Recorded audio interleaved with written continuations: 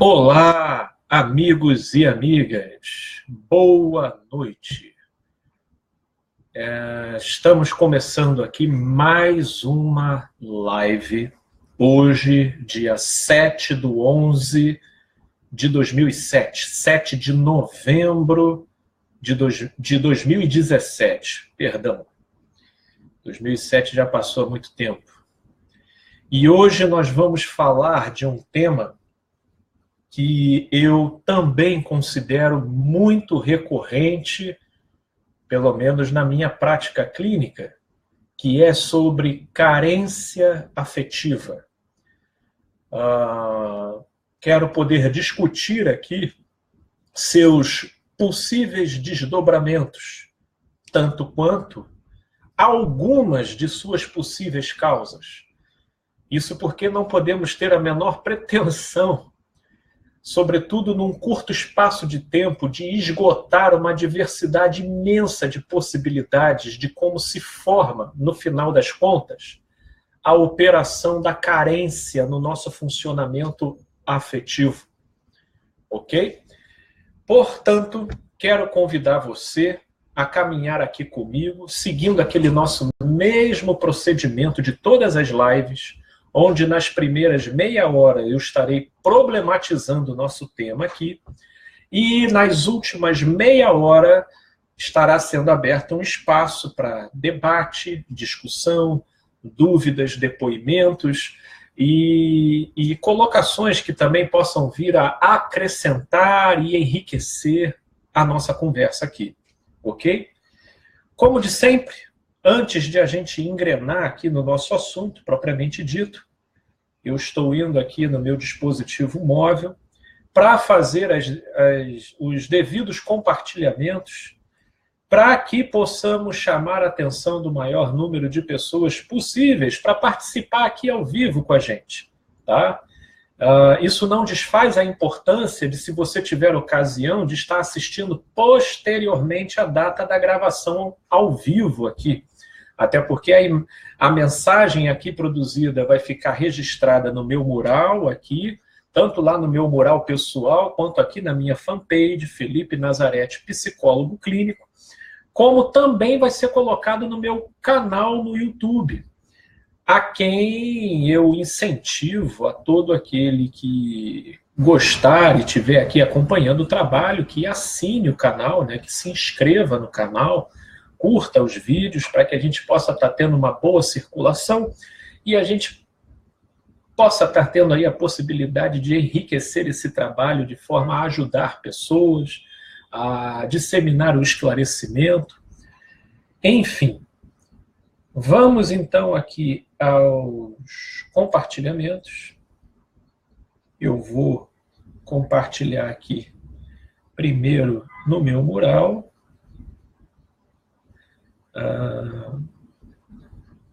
Sobre o tema. Vamos lá.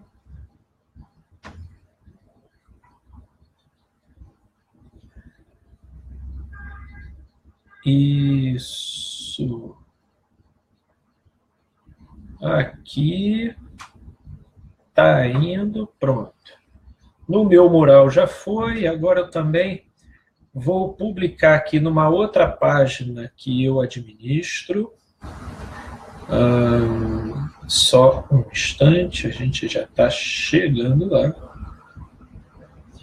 Que é a perspectiva e transformação, né?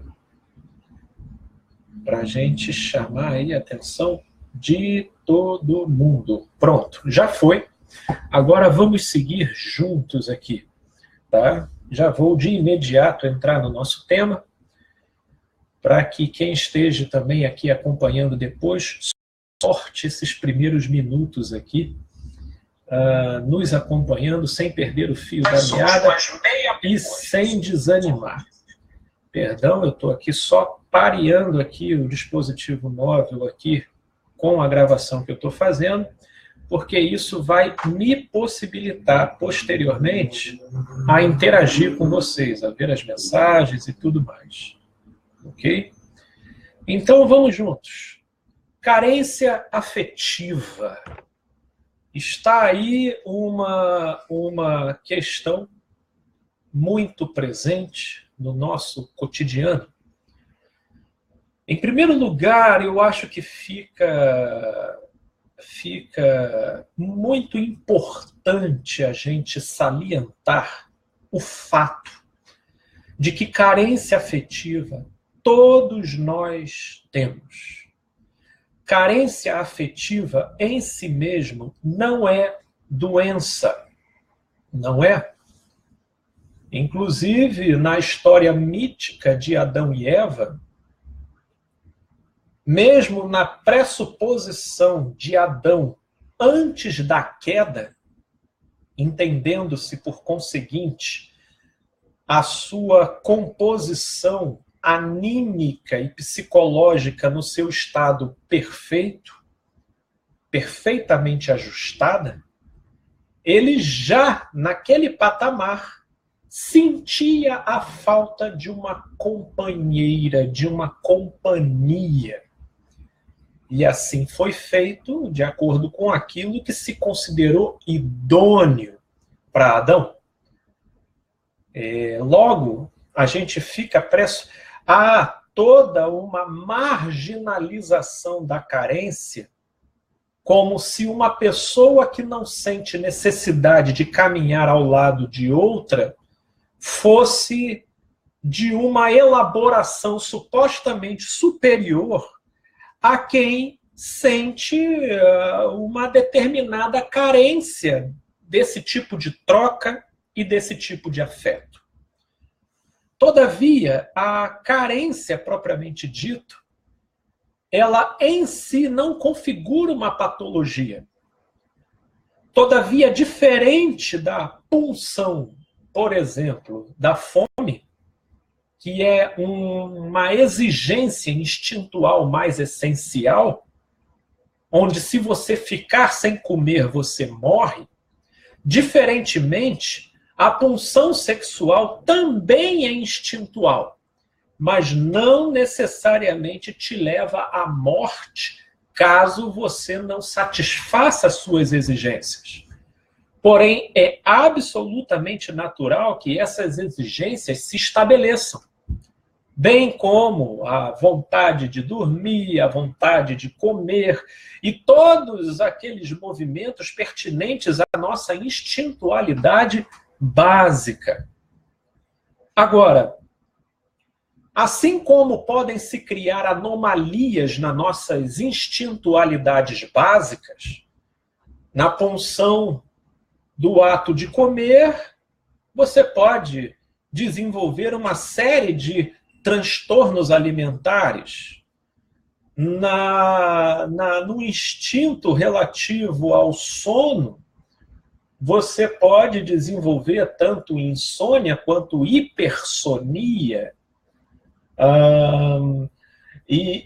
No instinto de autopreservação, você pode desenvolver uma série de fobias que acabam exacerbando a ação desse instinto específico para muito além do seu limite razoável.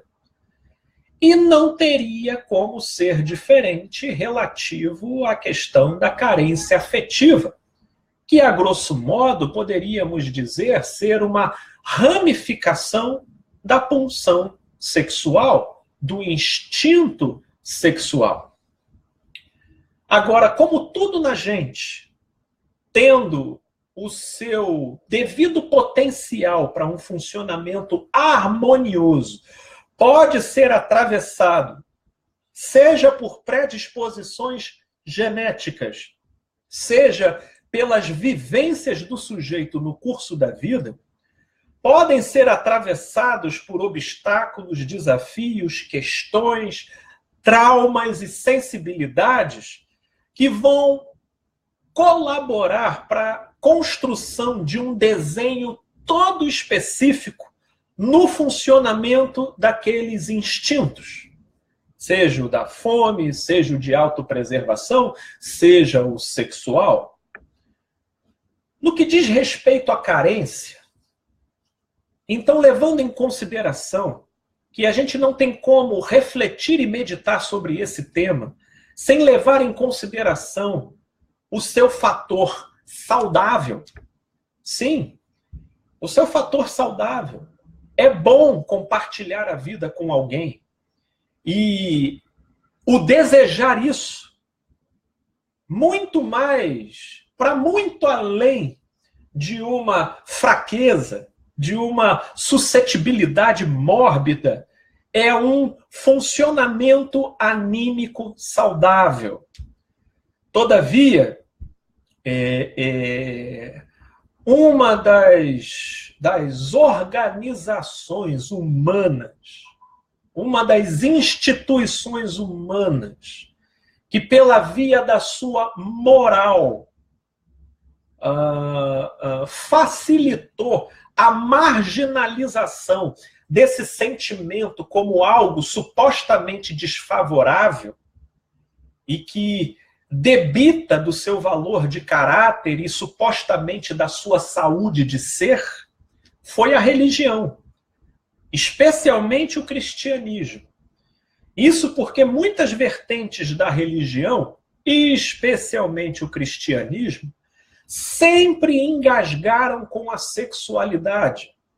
Sempre tiveram na sexualidade um fator de engajo. E, inclusive, há uma concepção muito engessada, não refletida e, porém, dogmática do cristianismo em considerar santificação relativo à relação do homem com Deus como sinônimo de uma quase assexuação do sujeito. De modo que a ideia se perverteu num ponto de exagero tal que a sexualidade ficou demonizada em favor de uma ideia de santidade que, afastando do sujeito os atos sexuais, ele já é praticamente semi-perfeito diante de Deus. Um livro muito interessante e que retrata isso com muito mais riquezas de detalhes do que eu estou falando, é um livro chamado Eunucos pelo Reino de Deus. Uma teóloga alemã compilou um material desde que Constantino tornou o cristianismo a religião oficial do Império até mais ou menos a década de 80. Ela compilou materiais produzidos pelo cristianismo, pelos grandes expoentes da igreja, e foi refletindo e retratando como que a sexualidade fora interpretada, tanto quanto até a própria figura da mulher. E é muito evidente perceber como que, durante todo o curso dessa trajetória, partilhou-se de uma perspectiva cartesiana, de uma divisão quase esquizofrênica entre mente e corpo, e tudo correlacionado ao corpo ficou associado à sensualidade, ao pecado, ao errado, ao proibido, enquanto tudo aquilo que te eleva para um patamar superior diz respeito àquilo que necessariamente negue o que seja corporificado e material. E é justamente esse tipo de embate que gerou uma geração de tarados compulsivos e uma sucessão de escândalos sendo praticados pelas figuras mais eminentes da hierarquia religiosa. Ora, todo esse arcabouço aí, um tanto quanto rápido para a gente entender o quanto que esse assunto, esse tema da sexualidade, ele tende a ser desvalorizado e depreciado pela moral social, sobretudo recebendo combustível do olhar e da perspectiva da religião. E eu percebo na fala de muita gente a consideração da carência afetiva como sendo um déficit, como sendo um problema, como sendo uma doença propriamente dito. E aí, numa perspectiva mais psicologizada, O sujeito pressupõe que se ele não sentisse saudade, se ele não sentisse vontade, se ele não sentisse desejo, impulso, logo, aí sim ele seria uma pessoa equilibrada, seria uma pessoa psicologicamente saudável. O que mora aí um grosseiro equívoco. Um grosseiro equívoco. Porque a carência, ela faz parte. Agora, o problema não é a carência. O problema é quando a carência neurotiza. Sim, assim como o problema não é a fome. O problema é quando a fome neurotiza. O problema não é um instinto de autopreservação. Ou seja, o problema é sempre quando aquilo que é instintual, natural e psicologicamente anímico e constituinte da nossa subjetividade se depara com o obstáculo da neurose. E aí vem a pergunta: mas, Felipe, como se forma a neurose? Ora, conversar sobre uma etiologia da neurose, voltada especificamente para o tema da carência afetiva, é aí que a gente vai entrar aqui numa determinada área onde eu jamais poderia ter a presunção de esgotar as inúmeras possibilidades de isso se constituir como um problema na vida de um sujeito. Portanto, eu vou apenas me limitar a contar alguns casos, muito mais na expectativa de exemplificar para quem estiver assistindo e acompanhando, tentar entender o espírito da coisa. Mas vamos lá. Em geral, eu encontro como pano de fundo de uma carência afetiva neurotizada a presença de uma infância e adolescência com uma ausência de afeto. Sim, uma criação muito arbitrária, pautada, sim, pelo cuidado, pelo zelo, todavia recheada de muitas críticas, cobranças e ausência de compensações afetivas.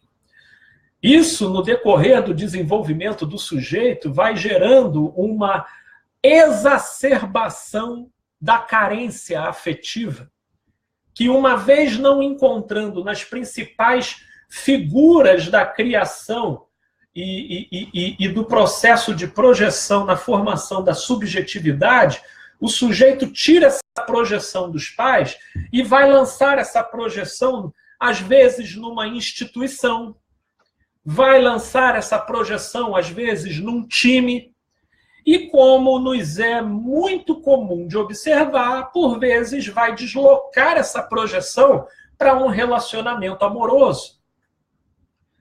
Agora, por outro lado, também, você tem o inverso desse exemplo que eu estou contando.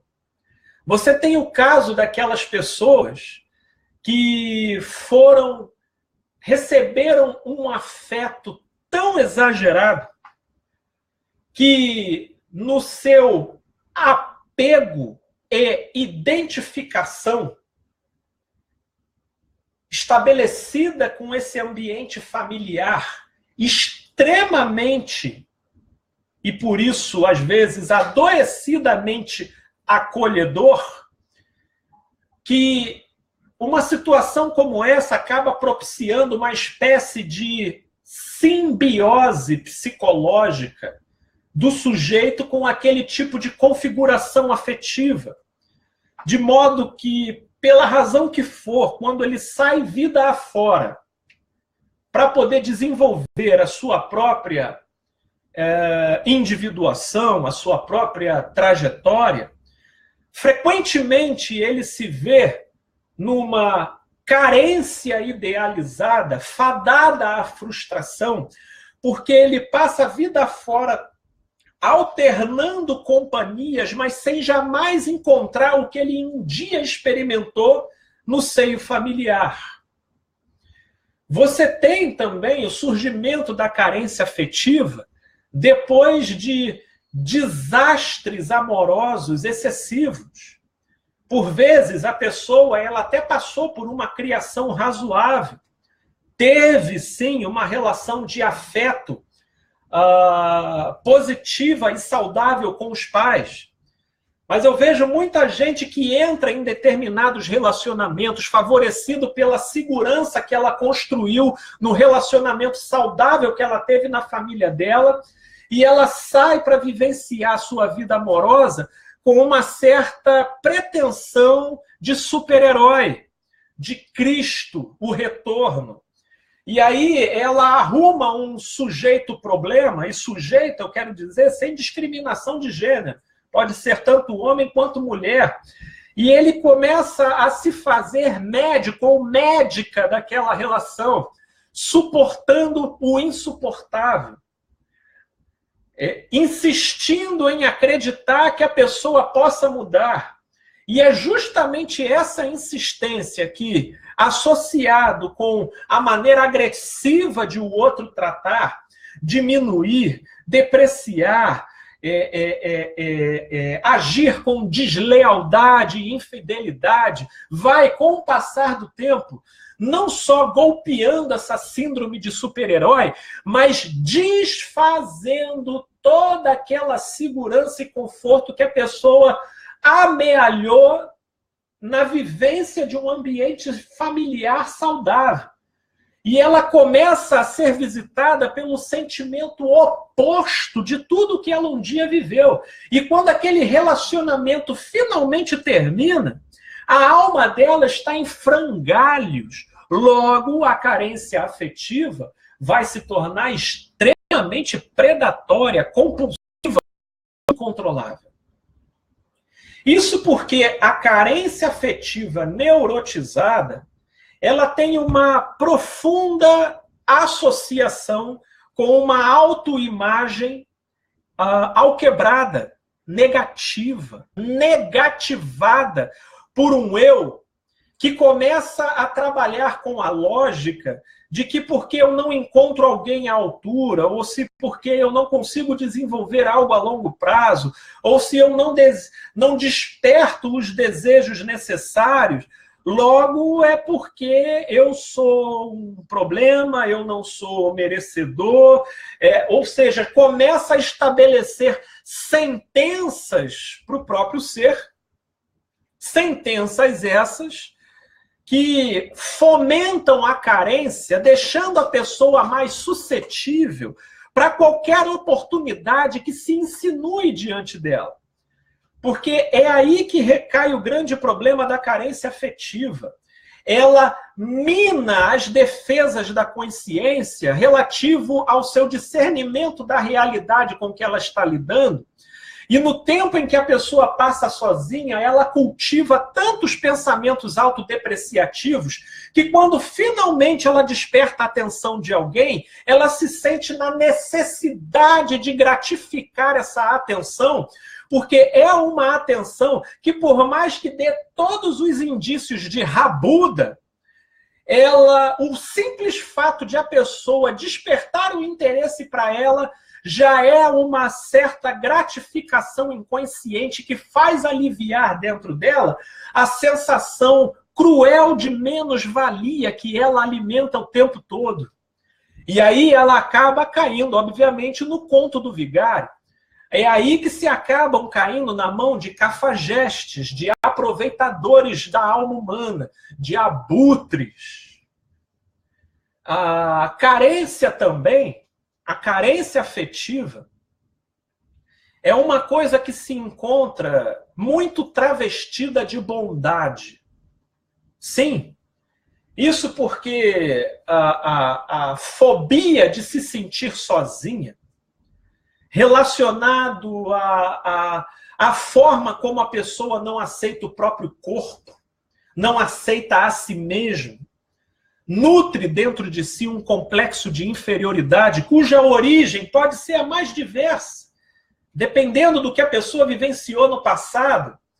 E ela desenvolve, em meio ao cultivo daquela inferioridade, ela, na carência dela, entra em determinados relacionamentos onde, no decorrer do relacionamento, vão surgindo todos os indícios possíveis de um desentrosamento, de um desnível.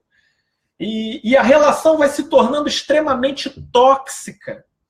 Mas, embora ela esteja proliferando sintomas disfuncionais e prejudiciais para os envolvidos, a carência afetiva, ela ilude a gente com o fato de que, olha, eu sou a pessoa que mais alto me desprezo. Porém, se essa pessoa que vive judiando de mim, me prejudicando, ainda assim aceita ficar comigo, então eu não tenho coragem de sair disso, porque eu tenho a mais profunda sensação que eu ainda consigo ser mais perverso comigo mesmo nas minhas considerações sobre mim do que o que essa pessoa é comigo. Então, antes mal acompanhada do que só. Essas são as vertigens que a carência forja dentro da gente. Com a autoestima negativada por um complexo de inferioridade que moldou as sensações da pessoa numa sentença tão depreciativa contra ela mesma, que leva ela a conviver e suportar o insuportável. E isso, a longo prazo, só faz esburacar ainda mais a necessidade da carência já neurotizada.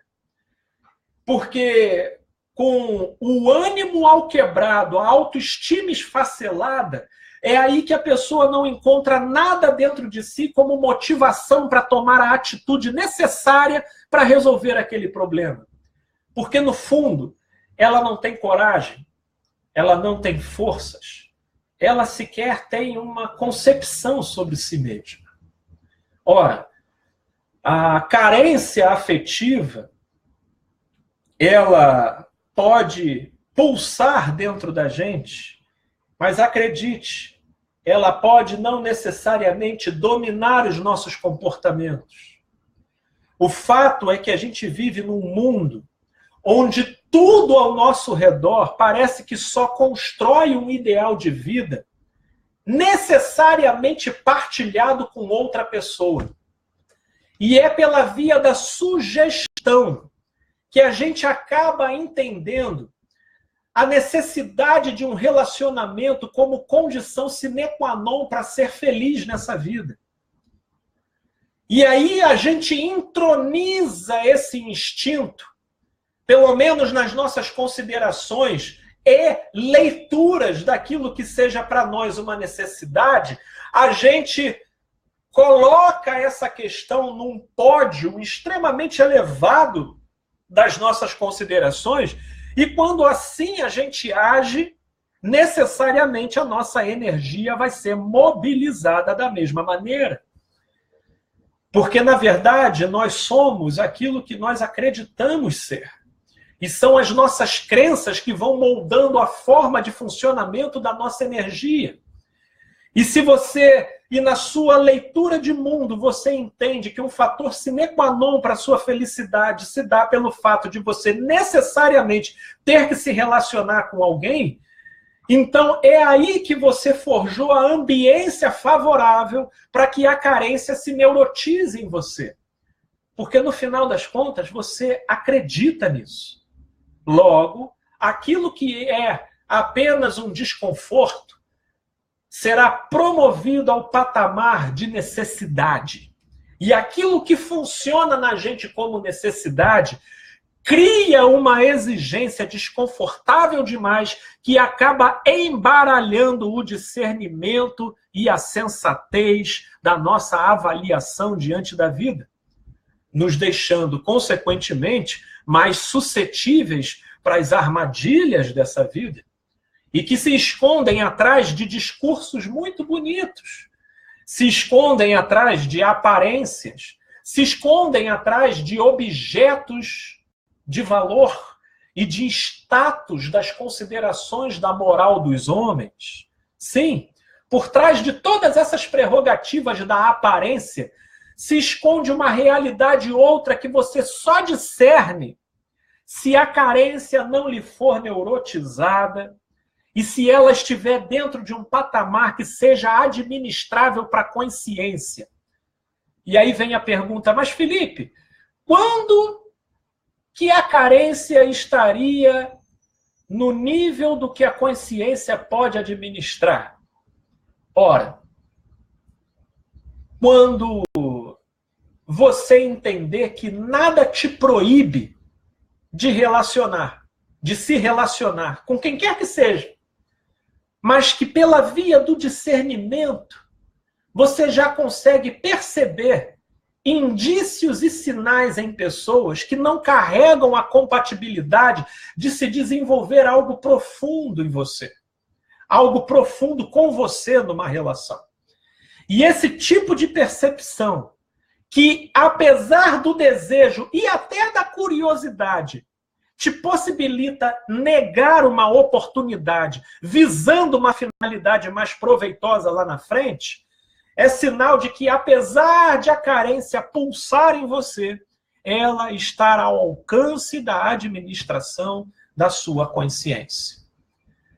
Então, a carência afetiva, ela é uma busca constante por aceitação de um déficit criado, seja por uma vivência traumática, pela forma como a pessoa foi criada, ou por uma conjugação de crenças que a pessoa desenvolveu acerca dela e da vida, cujo produto final a conta acaba não fechando, porque leva a se desenvolver na gente a exacerbação de um sentimento que, de desconforto, passa a ser necessidade, e uma vez virando necessidade, a gente é remetido, quase que consequentemente, a atropelar uma série de fatores e intensificar o nosso sofrimento desnecessariamente.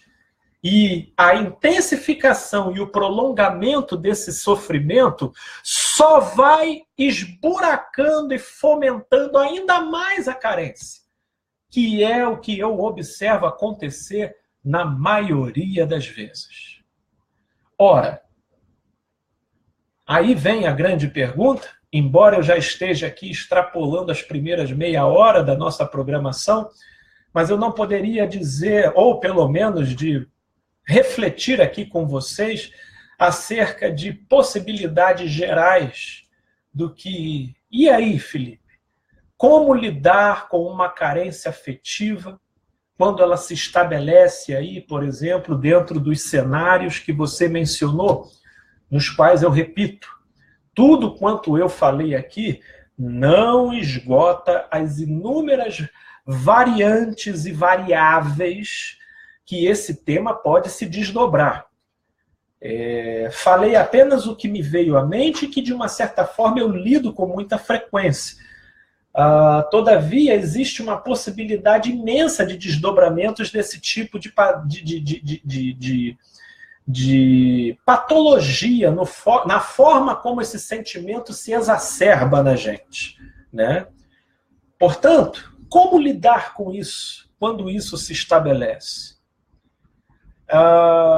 Uma amiga muito querida, e que pelo que eu estou vendo aqui, eu pude ver que ela está aqui participando com a gente, ela levantou uma questão que é muito interessante, que eu não queria finalizar esse momento de reflexão sem dizer isso, que é em relação à diferença entre autoestima e amor próprio.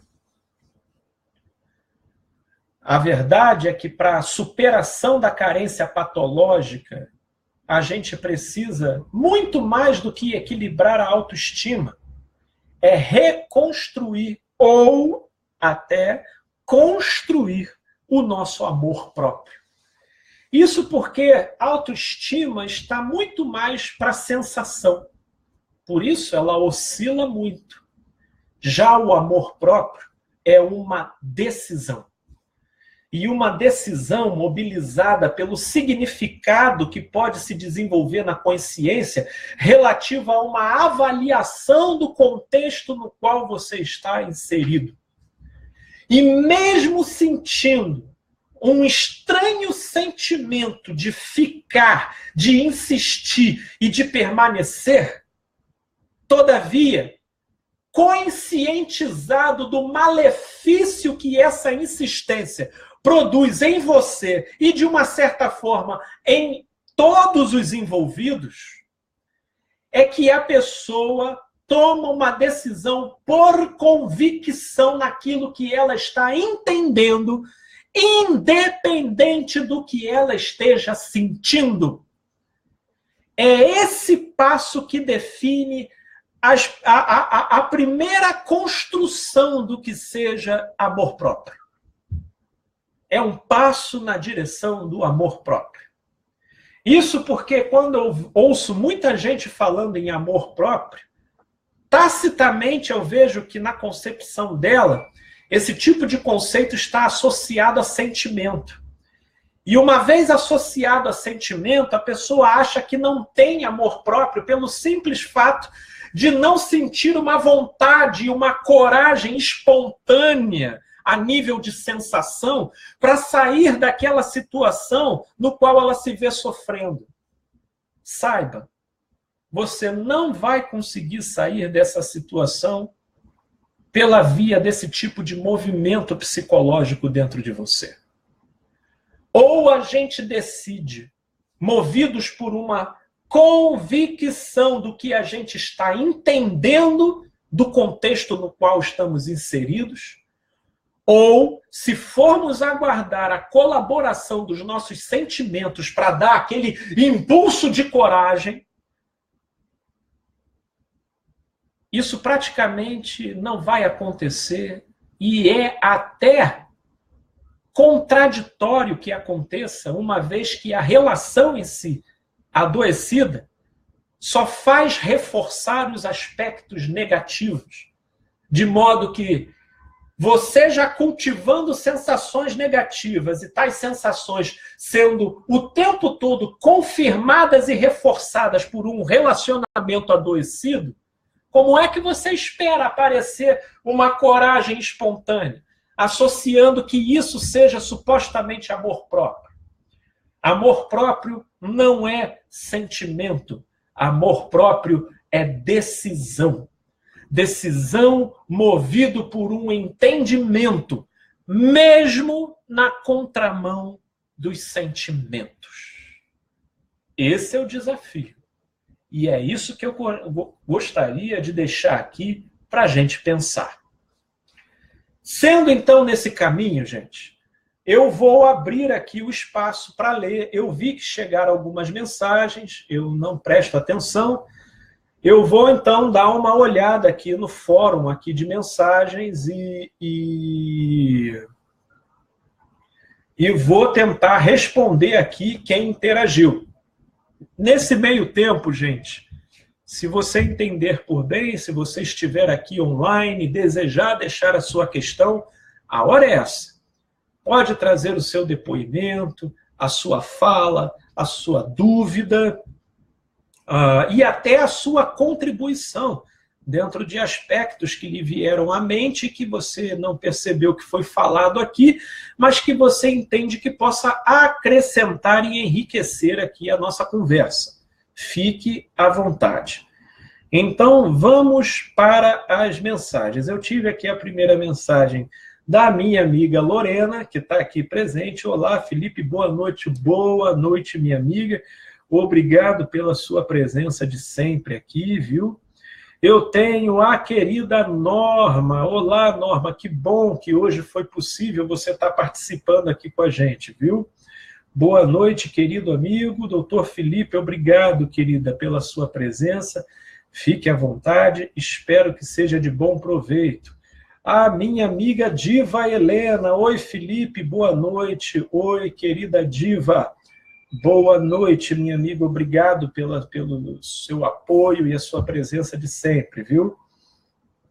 E aí vem a minha amiga Mônica. Oi, Mônica. Que bom vê-la por aqui, viu? Sempre que puder, fique à vontade. É um prazer tê-la aqui participando. E aí a Mônica coloca a seguinte colocação: acho que tenho a síndrome do super-herói. Sim, mas She-Ra cansa. Cansa, minha amiga. Tanto a She-Ra quanto o He-Man. Cansa. Hoje quero ser heroína de mim mesma. Pô, que maravilha. Isso daqui é quase uma poesia. Pode ser frase de desfecho da nossa conversa aqui, porque a ideia é essa mesma, né? E é interessante, Mônica, você ter pontuado essa questão aqui, porque existe muito problema relacionado à carência afetiva, relacionado a essa síndrome da She-Ra ou do He-Man. Isso porque, por exemplo, os gregos eles tinham uma diversidade de denominações para o termo amor. Se eu não me engano, eram 5, só que aqui no momento eu estou me lembrando de 3. É o amor ágape, o amor eros, o amor philos, né? O amor fraternal. O amor ágape é o amor transcendente, o amor espiritual, né? O amor eros é o amor erótico, é o amor afetivo. O amor philos é o amor fraternal, familiar. E tem os outros 2 que agora não estou me recordando. Todavia, no português, há de ser que pela pobreza do nosso vocabulário ou pela nossa maneira um tanto quanto entorpecida de se expressar, a gente acaba batizando uma fenomenologia imensa de interações sob a nomenclatura de amor. Mas a gente precisa ter uma ideia adequada da natureza específica do relacionamento estabelecido, para que, a partir disso, a gente discirna a conveniência daquilo que cabe naquela relação e daquilo que não cabe. E no que diz respeito a um relacionamento afetivo, conjugal, entre 2 pessoas, tudo o que não cabe é a síndrome de super-herói. Isso porque toda ajuda que você possa oferecer numa relação com o outro precisa estar em harmonia com o arbítrio do outro na direção de colaborar e compartilhar essa vida e essa ajuda com você. Mas o que a gente vê na maioria das vezes é um esforço unilateral que faz a relação ir adiante apenas pelo desgaste e pela mutilação de uma das partes. E assim a pessoa faz, nutrindo sempre a esperança de que as coisas vão mudar, de que as coisas vão se alterar, de que o outro vai olhar de outra maneira, de que se ela cercar e regar o sujeito de bondade e favores, ele um dia vai acordar para o valor e para a importância dela, mas no final das contas é justamente o contrário que acaba acontecendo. Porque a pessoa se desgasta, ela exaure todas as prerrogativas positivas de sustentação da sua autoestima e do seu próprio eu, fica esfacelada, descontrolada, descompensada e, no final das contas, ainda vira a vilã da história. E, de fato, vira mesmo. Agora, vira não porque seja propriamente dito, ou porque tenha sido, mas é porque se violou inúmeros limites e fronteiras que jamais devem ser ultrapassados em nome de se ser heroína ou herói de si mesmo, ou seja, em nome do amor próprio. Então eu acho que a sua fala aqui me trouxe essa reflexão e que eu acho que cabe e se torna muito pertinente aqui para o que a gente está conversando. né? E obrigado, Mônica, tá? Fica sempre à vontade aqui com a gente, minha amiga. Valeu mesmo. E que bom vê-la bem, e que bom vê-la com essa orientação saudável. Eu só me cabe dizer, é por aí mesmo, minha amiga. Legal. E aí vem a minha amiga Nelma, também sempre presente aqui. Olá, querida Nelma, boa noite. Obrigado pela sua presença aqui, viu? E aí tem a fala da Márcia, Márcia Flório. Olá, querida Márcia. Obrigado, minha amiga, viu? Pela honra da tua presença aqui com a gente. Felipe, se eu, como mãe, errei em cuidar demais, o que faço agora? Já que eles estão grandes e vejo alguma dessas carências neles. Vamos lá, Márcia. Nesse caso aqui,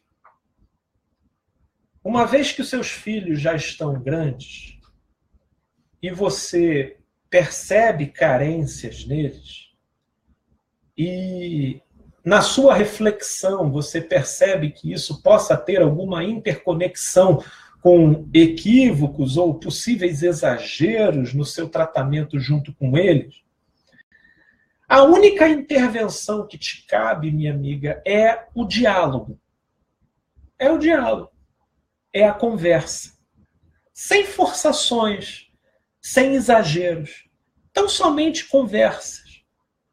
Procurando até a melhor ocasião, ou quando o tema surgir.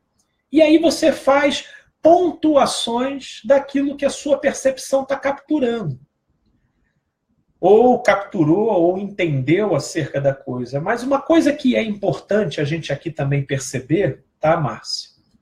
E eu não sei se você, de repente, estava aqui desde o início, aqui na nossa conversa, é que, como eu falei, e eu quis salientar bastante esse ponto, a carência em si, a carência emocional, afetiva em si, ela não é patológica, tá?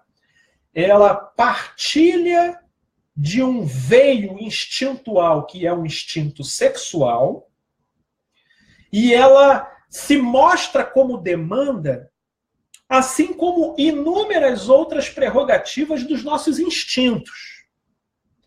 Só que a demanda da carência propriamente dita em si não é o problema. De modo que eu posso até ousar dizer aqui que todos nós possuímos carências em algum nível, em alguma área. A carência faz parte da nossa constituição subjetiva. O que a vida vai ensinando para a gente no curso da nossa trajetória é como a gente lidar com essa carência. Assim como a gente lida com a fome, como a gente lida com o medo, como a gente lida com inúmeros sentimentos que proliferam com profusão do nosso inconsciente. Então, também deixando essa ressalva, eu quero também colocar uma outra questão. O que me parece, pelo menos na sua descrição, é que você, enquanto mãe, é que está percebendo uma carência neles. Mas se eles já são grandes e adultos, é muito importante que, para que se tome uma providência, eles precisam ser os primeiros a constatarem isso como um problema. E como que eles vão constatar isso? Ah, minha amiga, saindo da frente, né? Tem que deixar cair. Eu sei que falar isso para você enquanto mãe, minha amiga, deve doer o coração. Mas se você já constatou que possivelmente houve um contorno inadequado no desenvolvimento afetivo deles porque você cuidou demais, então está na hora de você desenvolver o seu cuidado com eles na forma como nos ensina o pai do filho pródigo, lá na parábola que Jesus contou. Ou seja, o mesmo amor que ensina é aquele que permite que o filho aprenda. Não é verdade? Foi isso que o pai do filho pródigo fez? O filho dele foi lá e pediu: eu quero o que é meu, eu quero o que é meu. O pai deu. E você viu o pai indo lá atrás? O pai ficou com o coração na mão, né? Você leu o texto e a ideia que vem é que aquele pai ficou aflito. Ele era pai. Mas possivelmente também o contexto sugere que aquele filho já estava numa idade que não dava para proibir. E aí, minha amiga, foi comendo bolotas de porco que o filho voltou extremamente mais consciencioso da sua própria loucura, né? Então, agora, você tem a ferramenta do diálogo e até da oração, e você tem a ferramenta, minha amiga, da observação, cuidadosa, mas que abre espaço, não colocando colchonete para a pessoa cair no fofinho, porque vai ser o confronto, o choque, por vezes doloroso, da pessoa com a verdade acerca da realidade, que vai despertar nela a busca, o interesse pela busca em rever o modo como ela lida com seus próprios afetos e com um possível exagero no fator carência. Minha amiga, espero de coração que eu possa ter te dado uma resposta aproximada do que você buscou questionar aqui na sua fala. Qualquer outro maior detalhe, a gente segue se falando em ocasião oportuna. Tá bom? Um beijão, querida Márcia, obrigado, viu? E aí vamos, então, dar prosseguimento aqui. E aí eu tenho o Eduardo Sanseverino, meu amigo Felipe. Quanto tempo? Um abraço da Alemanha. Oh, rapaz! Que maravilha, Eduardo! Poxa vida, um abraço aí a você e todos lá da Alemanha, aqui prestigiando a gente aqui. Espero que o sinal esteja adequado, esteja chegando bem aí, que de vez em quando tem umas intercorrências. Mas, meu amigo Eduardo, se eu não me engano, Eduardo, eu posso estar tendo dificuldade, eu não sei se...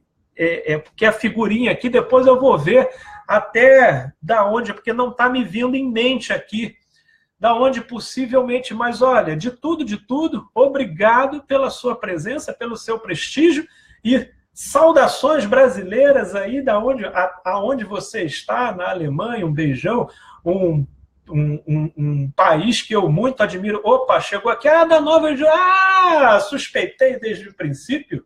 É de lá mesmo, da Nova Jerusalém. Que bacana, Eduardo. Obrigado, meu amigo, pelo prestígio aqui, viu?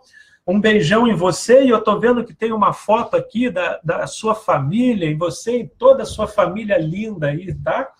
E sempre fique à vontade, tendo possibilidade de estar participando aqui com a gente, viu? Um grande beijo para você, amigo. Tudo de bom.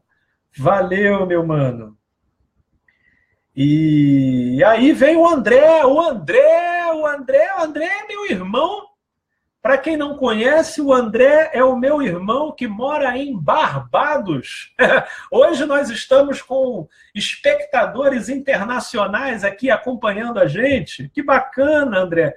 Obrigado por esse prestígio, viu, meu mano? Um beijão aí para você. Saudades de você, viu? Em você, nas suas filhas lindas, na esposa. Que bom, André. Um abraço de Barbados, meu amado irmão. Deus continue abençoando a você e sua família ricamente. Estaremos juntos em breve. Ótimo vídeo, um prazer vê-lo ao vivo. Legal, Andrezão. Poxa, a recíproca é verdadeira, viu? Obrigado pelo apoio, pela força. E quando aparecer aqui, meu amigo, buzina, viu? Solta fogos, faz barulho, gere uma hecatombe para que a gente possa estar junto aí, dar um abraço, trocar um papo, conversar, botar o papo em dia, tá bom? Um beijão, André, tudo de bom, meu grande irmão. E aí vem o Carlos Augusto. Boa noite, olá, Carlos. Obrigado pela presença também, viu, meu amigo? Boa noite, Felipe. Passando rapidamente antes de começar os trabalhos. Depois vejo com mais atenção. Bom trabalho e grande abraço. Poxa, meu amigo Carlos, só a sua passada rápida aqui já me deixa prestigiado. Obrigado, viu, amigo? E depois veja assim, lembrando, gente, tá?